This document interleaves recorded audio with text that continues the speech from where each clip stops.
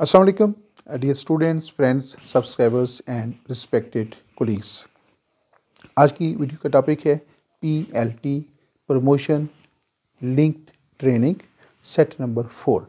और ये वीडियो जो है बेसिकली जो हायर एजुकेशन की तरफ से कॉलेज टीचर्स की प्रमोशन के लिए जो ट्रेनिंग सेशन शुरू किया गया है, उसके बाद जो एग्ज़ाम लिया जाता है उसकी अहमियत को पेश नज़र रखते हुए और उसकी तैयारी के सिलसिले में जो है ये वीडियो खुसूसी तौर पे तैयार की गई है।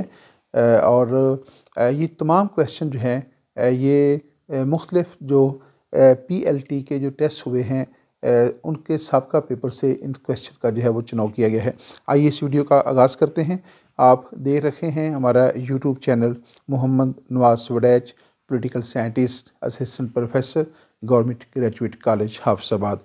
और स्टूडेंट्स और रिस्पेक्टेड टीचर्स, हमारा पहला जो क्वेश्चन है वो है DPC stands for department of promotion committee, department for promotion committee, departmental promotion committee and none of these. The correct answer is G departmental promotion committee. The correct answer is departmental promotion committee. DPC stands for departmental promotion committee. और देखते हैं कि which is the next question. Toshakhana is under the control of State Bank of Pakistan, prime minister of Pakistan, Cabinet Division of Pakistan, और fourth option है none of this.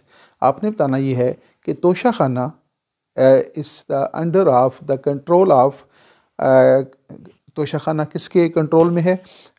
State Bank of Pakistan के, prime minister of Pakistan, Cabinet Division of Pakistan and none of this. The correct answer is cabinet Division of Pakistan. The correct answer is cabinet Division of Pakistan. Toshakhana जो है वो cabinet Division of Pakistan के control में होता है। और हमारे पास क्वेश्चन नंबर 3 है जी MOOC। MOOC stands for massive open online courses, multiple open online courses, methods open online courses, none of this.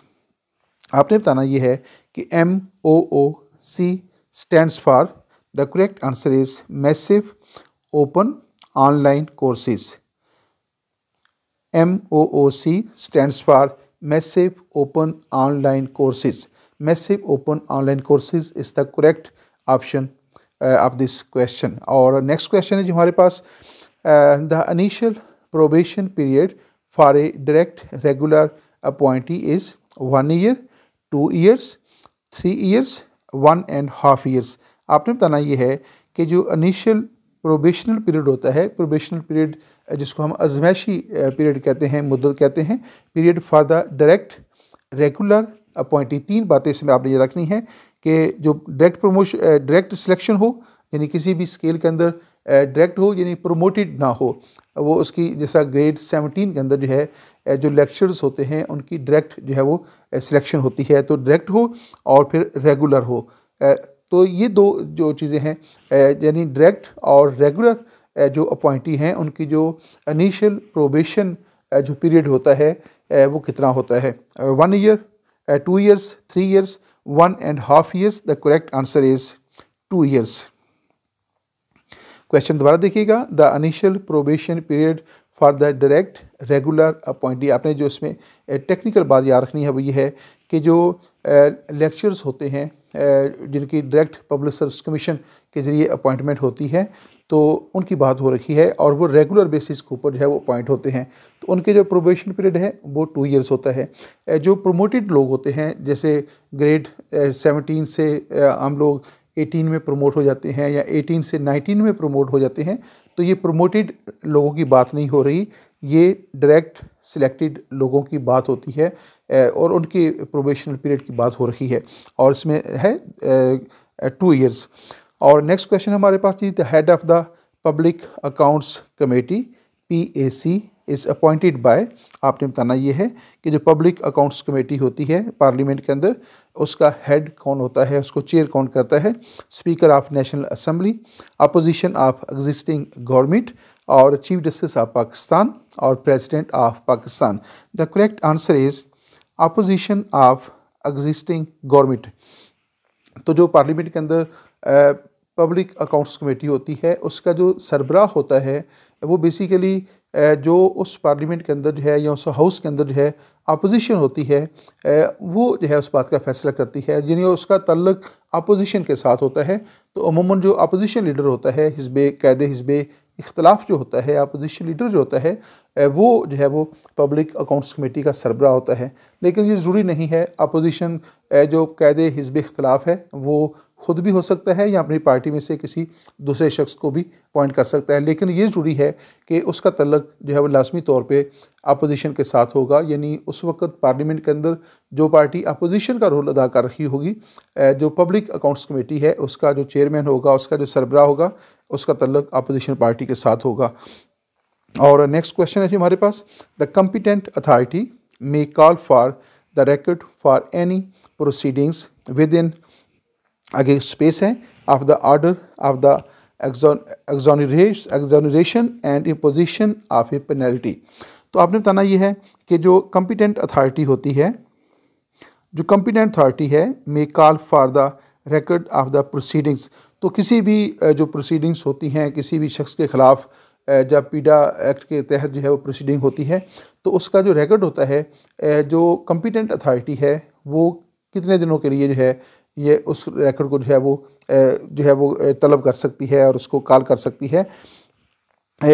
Of the records of the exoneration and imposition of the penalty, तो 365 days, 250 days, 129 days और 60 days. The correct answer is 365 days, यानी पूरा जो calendar year है उसमें किसी भी दिन जो है जो कॉम्पिटेंट अथॉरिटी होती है वो उस प्रोसीडिंग्स का रिकॉर्ड जो है वो तलब कर सकती है, चाहे उसमें कोई भी उस दिन सूरत हाल हो, ईद हो, शबरात हो, मुतलका जो ऑफिसर है जिसके ख़िलाफ़ जो अक्यूज़ड बल्कि कहना चाहिए उसका जो है वो उसकी शादी क्यों ना हो या उसकी वो कोई एमरजेंसी हो, तो उसको जो कॉम्पिटेंट अथॉरिटी है वो इन सारी चीज़ों से जो है वो इन चीज़ों को अलग रख के वो किसी भी वक्त जो है वो रिकॉर्ड तलब करने का अख्तियार रखती है।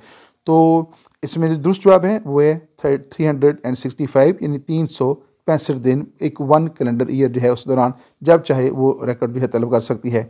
कॉम्पिटेंट अथॉरिटी इन पीडा act 2006 means that authority that disclose PIDA, impose PIDA, amend PIDA, all of these।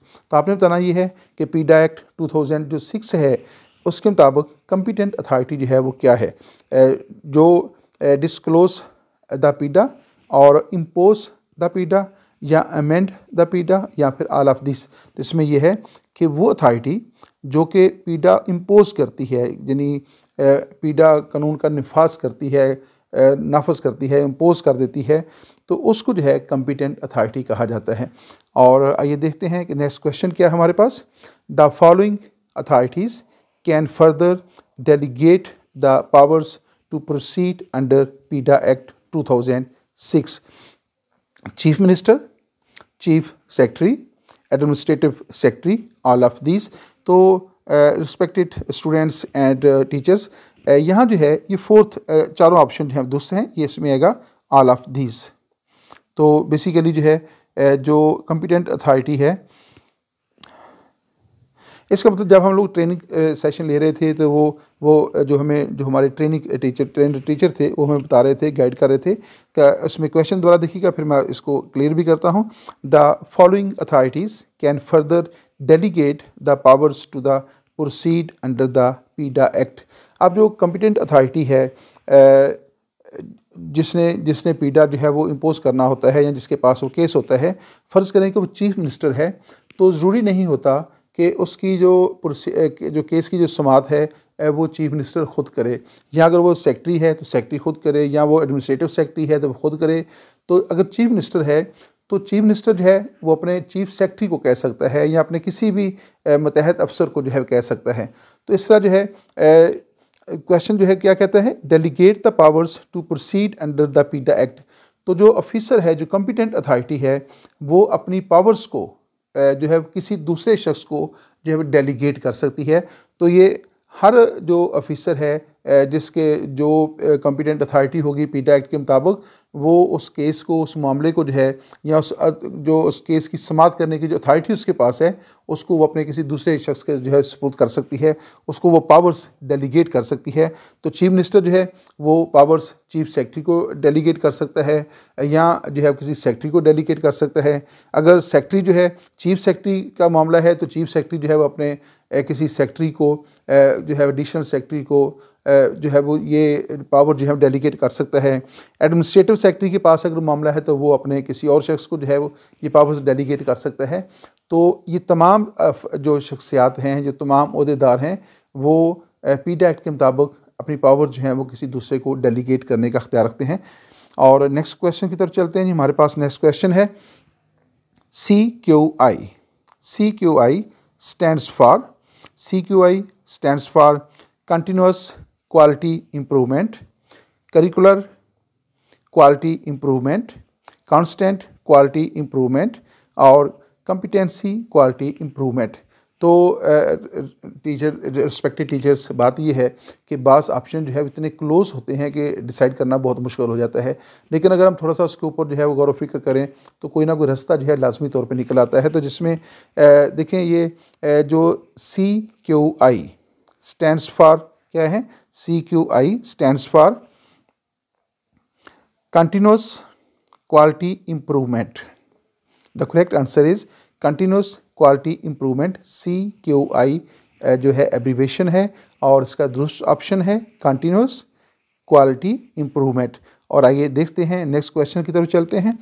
Who was the first finance minister of Pakistan? Who was the first finance minister of Pakistan? Malik Ghulam Mohammad, Liaquat Ali Khan, Chaudhry Mohammad Ali Bogra. The correct answer is Malik Ghulam Mohammad was the first finance minister of Pakistan.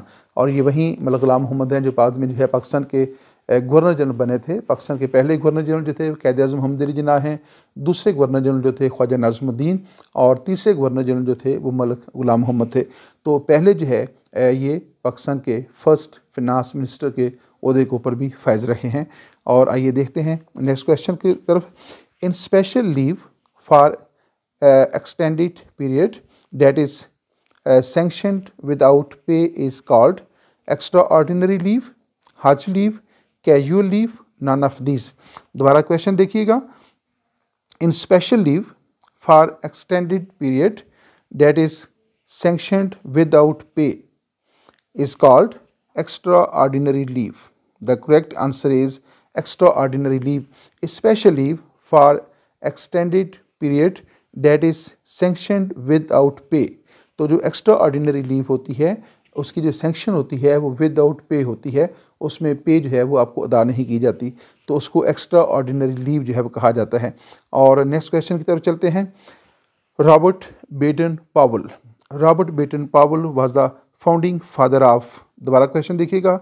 Robert, ये नाम है Robert batten पावल, और आपने बताना ये है कि रॉबर्ट बेटन पावल जो है was the founding father of Scout movement, adult education movement, special education movement। तो इसका दुरुस्त जवाब है स्काउट मूवमेंट। रॉबर्ट बेटन पावल was the founding father of scouts movement. और रॉबर्ट बेटन पावल जो है इसका तल्लुक बरतानिया के साथ था, और बेसिकली जो है ये एक रिटायर्ड फौजी ऑफिसर था, जिसमें बाद में उसने जो है रिटायरमेंट के बाद जो है स्काउट्स मूवमेंट की जो है बुनियाद रखी है। और नेक्स्ट क्वेश्चन की तरफ चलते हैं। The lowest literacy rate 40% is in the province of. Pakistan के जो 4 प्रोविंसेस हैं उसमें से सबसे लोएस्ट जो लिटरेसी रेट है जो कि 40% है वो किस सूबे में है? सिंध में, पंजाब, खैबर पख्तूनख्वा और Balochistan. The correct answer is Balochistan. Balochistan जो है पाकिस्तान का वो सूबा है जिसका लिटरेसी रेट जो है बाकी चारों सूबों के मुकाबले में सबसे कम है, और वो 40% है। और नेक्स्ट क्वेश्चन की तरफ चलते हैं। What is the name of the Pakistan first educational television channel? आपने बताना ये है कि पाकिस्तान का जो फर्स्ट एजुकेशनल टेलीविज़न चैनल है वो कौन सा है? Tele school, tele education, distant school और online education. The correct answer is tele school. The name of the first the name of the Pakistan first educational television channel, Pakistan के पहला जो educational television channel है उसका नाम क्या है? Tele school. और नेक्स्ट क्वेश्चन की तरफ चलते हैं। At independence there were universities in Pakistan. आपने बताना ये है कि क्या में पाकिस्तान के वक्त जो है पाकिस्तान में कुल कितनी यूनिवर्सिटीज़ थी। जब पाकिस्तान कैम हुआ 14 अगस्त 1947 को, तो उस वक्त जो है क्या में पाकिस्तान के वक्त पाकिस्तान भर में, जिसमें ईस्ट जो है पाकिस्तान भी शामिल था, वेस्ट पाकिस्तान में यानी बांग्लादेश भी पाकिस्तान का हिस्सा था, तो इन सारे इलाके में मिलाकर जो है पाकिस्तान में कुल कितनी यूनिवर्सिटीज़ थी? 1, 2, 3, 4। The correct answer is 1।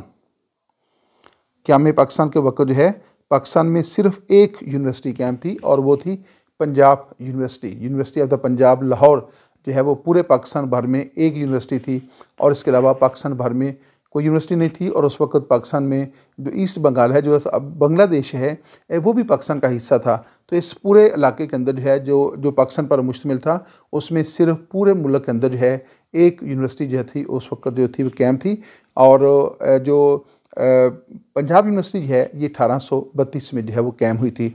तो ये वाहद यूनिवर्सिटी है जो क्या में पाकिस्तान के वक्त जो है पाकिस्तान के हिस्से में आई थी। दोबारा देखिएगा, at independence there was 1 university in Pakistan. और नेक्स्ट क्वेश्चन है जी हमारे पास, the oldest university in Pakistan, the university of the Punjab was established in 1877, 1877, 1882, 1892 और 1893। The correct answer is 1882। Sorry students, respected teachers, के अभी मैं आपको बता रहा था कि जो पंजाब यूनिवर्सिटी है ये 1832 में, तो मुझसे गलती से वो ऐसा हो गया। जो पंजाब यूनिवर्सिटी जो है वो 1882 में जो है वो कैम हुई है, 1882 के अंदर कैम हुई है, जिसके लिए मैं बहुत माज़रत खा हूँ। तो oldest university in Pakistan, the university of the Punjab was established इन 1882। तो ये आपने याद रखना है कि 1882 के अंदर जो है ये पंजाब यूनिवर्सिटी जो है कैम हुई थी। और अलीगढ़ जो कॉलेज है वो 1877 में कैम हुआ था। और अलीगढ़ यूनिवर्सिटी जो है वो 1920 के अंदर जो है 1920 के अंदर जो है अलीगढ़ यूनिवर्सिटी जो थी वो कैम हुई थी। और नेक्स्ट क्वेश्चन की तरफ चलते हैं। हमारे पास नेक्स्ट क्वेश्चन है CGPA। वो लोग जो इस वक्त जो हमारा जदीद एजुकेशन सिस्टम है और ख़ासतौर पे जो BS प्रोग्राम चल रखे हैं, ADP प्रोग्राम चल रखे हैं, तो उसके अंदर जो है ये टर्म बहुत कॉमन टर्म इस्तेमाल होती है कि CGP क्या होता है या GPA क्या होता है। तो ये जानना बहुत ज़रूरी है। CGPA stands for cumulative grade point average, collective grade point assessment, cumulative grade percentage average और नन ऑफ दीज। ये तकरीबन सारे मिलते जुलते ही हैं। इसमें दुरुस्त ऑप्शन है cumulative grade point average. CGPA cumulative grade point average, ये आपने याद रखना है कि CGPA stands for cumulative grade point average. और नेक्स्ट हमारा क्वेश्चन है वो है GPA। ये पहले था CGPA, इससे पहले C लगा हुआ है, और ये है GPA stands for grade point average, grade point average, grade percentage average and none of this. The correct answer is grade point average, grade point average. तो अब मैं आपको बताता हूँ कि CGPA और GPA में जो है बेसिक जो फ़र्क है, जो बड़ी एक जनरल सी बात है, वो ये है कि जो GPA होता है वो होता है वन सेमेस्टर रिज़ल्ट जो है, उसमें जो ग्रेड पॉइंट एवरेज होती है जो वो उसको कहते हैं GPA।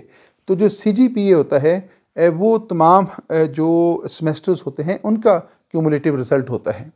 तो CGPA एक सेमेस्टर का रिज़ल्ट जो है उसकी कैलकुलेशन होती है, और GPA जो होता है जो CGPA है वो तमाम सेमेस्टर का क्यूमुलेटिव रिज़ल्ट होता है परसेंटेज के अंदर जो है, तो उसको CGPA कहते हैं, जिसमें तमाम सेमेस्टर का रिज़ल्ट, मसलन आपने जो है 4 सेमेस्टर मुकम्मल कर लिए हैं तो आपको ADP की डिग्री दी जाएगी, तो उस वक्त जो है आपका CGPA जो है काउंट किया जाता है।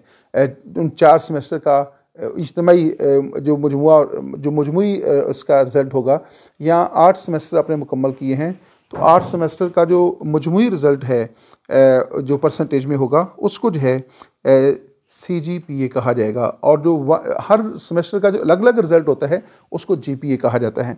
उम्मीद है कि आप इस को जानने में कामयाब हुए होंगे। और आगे देखते हैं, who is considered as the chief scout of Pakistan. तो पाकिस्तान के अंदर जो है चीफ स्काउट ऑफ पाकिस्तान किसे कहा जाता है? President of Pakistan, prime minister of Pakistan, chief of army staff, chief justice of Pakistan. The correct answer is president of Pakistan. जो प्रेसिडेंट ऑफ पाकिस्तान होता है वो ऑनररी तौर पे जो है वो चीफ स्काउट ऑफ पाकिस्तान होता है। चीफ स्काउट ऑफ पाकिस्तान जो है वो प्रेसिडेंट ऑफ पाकिस्तान को कंसीडर किया जाता है। आइए नेक्स्ट पॉइंट की तरफ चलते हैं। हमारे पास नेक्स्ट पॉइंट है, which type of questions help to develop the students creative and critical thinking skills. आपने बताना ये है कि कौन से जो क्वेश्चंस होते हैं, किस किस्म के जो क्वेश्चंस होते हैं वो स्टूडेंट के अंदर क्रिएटिव एंड क्रिटिकल स्किल जो होता है उसको डेवलप करने में जो है वो हेल्पफुल होते हैं। Which type of questions help to develop the students creative and critical thinking skills.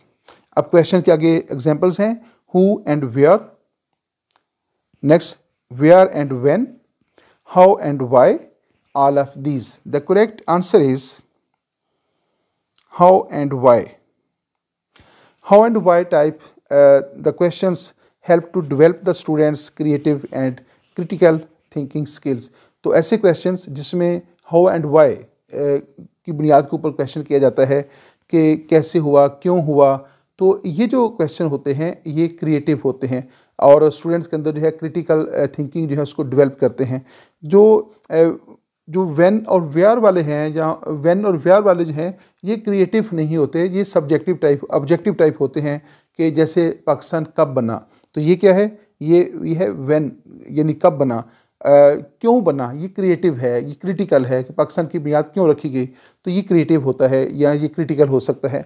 तो इस तरह के क्वेश्चन जो होते हैं ये ज़्यादा इंपॉर्टेंट होते हैं। ये स्टूडेंट के अंदर थिंकिंग पावर जो होती है और क्रिटिकल पावर जो होती है, जो क्रिएटिव पावर होती है, उसको ये डेवलप करने में बड़े मुआवन साबित होते हैं। और नेक्स्ट क्वेश्चन की तरफ चलते हैं जी। Combination of both face to face and traditional classroom methods with e-learning is called. ऐसा एजुकेशन सिस्टम जिसमें जो फेस टू फेस क्लासरूम भी हो, ट्रेडिशनल एजुकेशन भी हो, यानी ट्रेडिशनल एजुकेशनल मेथड के मुताबिक भी तालीम दी जाती हो, और उसमें ई-लर्निंग भी हो जो है, और जो ये दोनों तरह की मुश्तरका तालीम जो है उसके लिए कौन सी टर्म इस्तेमाल की जाती है। दोबारा क्वेश्चन को देखिएगा, combination of face to face and traditional classroom methods and e-learning is called. तो या उसको आसान तौर पर यूँ समझ लें कि ऐसा सिस्टम जिसमें बच्चों को जो है ट्रेडिशनल तरीके से फेस टू फेस भी एजुकेशन दी जाती हो और उनको ऑनलाइन एजुकेशन भी दी जाती हो, तो ये दोनों का जो कम्बिनेशन है उस कम्बिनेशन के लिए या उस तर्ज़ तालीम के लिए कौन सी टर्म इस्तेमाल की जाती है, जहाँ पे ट्रेडिशनल तरीके से भी तालीम दी जाती है और ऑनलाइन या स्पिरिचुअल तालीम भी दी जाती है। तो उसमें पहला ऑप्शन है उसको मॉडर्न एजुकेशन कहा जाता है, स्पिरिचुअल एजुकेशन कहा जाता है, ब्लेंडेड एजुकेशन लर्निंग कहा जाता है, या ऑल ऑफ दीज। दोबारा देखिएगा, combination of both face to face and traditional classroom methods with e learning is called modern learning, spiritual learning, blended learning, all of these. The correct answer is blended learning. Blended learning means जो blended learning जो है ये basically ऐसा निज़ाम तालीम है जिसमें students को जो है ऑनलाइन एजुकेशन भी दी जाती है और उनको जो है इसके साथ साथ जो है फ़ेस टू फेस क्लासें भी जो है वो होती हैं। जैसे कि कोरोना का जो दौर था, जो कोरोना वायरस के दौर में जो है या हालात में जो है, तो बाज़ का ये होता था कि 3 दिन की क्लासें जो हैं वो कॉलेज में होती थी और बाकी 3 दिन जो है वो क्लासेज जो है वो बच्चों को हम ऑनलाइन जो है वो गाइड करते थे। तो ये जो दोनों तरीके जो थे इसको ब्लेंडेड जो है वो लर्निंग कहा जाता है। और नेक्स्ट क्वेश्चन की तरफ चलते हैं। The barrier of language jargon and slang are called. आपने बताना ये है, the barrier of language jargon and slang are called semantic barriers, cultural barriers, or internal barriers। तो आपने बताना ये है the barriers of language jargons and slangs are called semantic barriers, cultural barriers, or internal barriers. The correct answer is semantic barriers. Semantic जो होता है लफ्ज़ जो है वो होता है कि जिसमें मैं आपको पहले बता दूं कि जॉर्गन क्या होता है। जॉर्गन बेसिकली ये है एक ऐसी ज़बान होती है जो चोरों, बदमाशों, डाकुओं की ज़बान होती है, या जो मल्लाह होते हैं उनकी जो ज़बान होती है, आमियाना ज़बान जो है, जिससे हम कहते हैं कि ऐसी लैंग्वेज जिनको जराइम पेशा लोग जो हैं वो इस्तेमाल करते हैं, तो उस ज़बान को जो है कहा जाता है कि स्लैंग। वो उनकी ज़बान जो है स्लैंग कहलाती है। और जो जार्गन होती है वो एक अवामी बोली होती है, आमियाना ज़बान होती है, ऐसी आमियाना बात जो जिसकी कोई ख़ास मतलब या ख़ास मफ़हूम जो है ना हो, तो आम सती किस्म की ज़बान जो होती है उसको जो है वो जार्गन जो है वो कहा जाता है। ऐसी ज़बान जो आम शख्स की समझ में ना आ रही हो, या अवामी बोली जो होती है, जब बाज़ारी ज़बान जिसको हम कहते हैं, तो वो जो है उसको जार्गन कहा जाता है। और स्लैंग क्या होती है? जराइम पेशा लोग जैसे बदमाश, चोर, डाकू लोग जो होते हैं, इनकी जो है वो जो ज़ुबान होती है उनको जो है वो कहा जाता है स्लैंग। इनफॉर्मल एजुकेशन, इनफॉर्मल जो लैंग्वेज होती है वो स्लैंग होती है। और सीमेंटिक क्या होता है? बेसिकली सीमेंटिक होता है किसी भी ज़ुबान को समझना जो है, the study of the meaning of a language. तो किसी भी ज़बान को, मफ़हूम को समझने को सीमेंटिक कहा जाता है। तो ये जो चीज़ें हैं, लैंग्वेज, जार्गन, स्लैंग, ये लर्निंग के अंदर बैरियर्स होते हैं। यानी जब कोई बच्चा जो है या स्टूडेंट जो है वो लर्निंग प्रोसेस से गुज़रा होता है, तो उसको बाज़ चीज़ें ऐसी होती हैं कि जो बाज़ टर्म्स ऐसी होती हैं या बाज़ अल्फाज इस तरह के होते हैं कि जो आम शख्स की समझ में नहीं आ रहे होते, या वो बड़े ज़ू में नहीं होते हैं, तो वो उसमें उसके जो लर्निंग प्रोसेस होता है उससे बुरी तरह मुतासर होता है। तो इसको जो है वो बैरियर्स कहा जाता है, यानी सीमेंटिक बैरियर्स जो है इसके लिए टर्म जो है इस्तेमाल होती है। The barriers of language, jargon and slang और कॉल्ड सीमेंटिक बैरियर्स। और नेक्स्ट जो है क्वेश्चन हमारे पास है, यहाँ पे जो है इस वीडियो का अख्ताम होता है। ये 2 अशार मैंने आपके लिए मुंतखब किए थे, बस जो है वो आप यूँ समझें कि तफरी के लिए जो है। रो में है रख्शे उम्र, कहाँ देखिए थमे, नए हाथ बाग पर है, न पा है रिकाब में। तो आपने इस शेर के शायर का नाम बताना है। रो में है रख्शे उम्र, कहाँ देखिए थमे, नए हाथ बाग पर है, न पा है रिकाब में। और एक और ख़ूबसूरत शेर है, कब अश्क बहाने से कटी है शब हिजरा, कब अश्क बहाने से कटी है शब हिजरा, कब कोई बला सिर्फ दवाओं से टली है।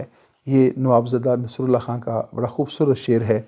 कब अश्क बहाने से कटी है शब हिजरा, कब कोई बला सिर्फ दवाओं से टली है। तो यहाँ पे इस वीडियो का अख्ताम होता है। Thanks for watching my YouTube channel. इजाज़त दीजिएगा। Mohammad Nawaz Waraich, political scientist, assistant professor, government graduate college, Hafizabad. अल्लाह हाफिज़।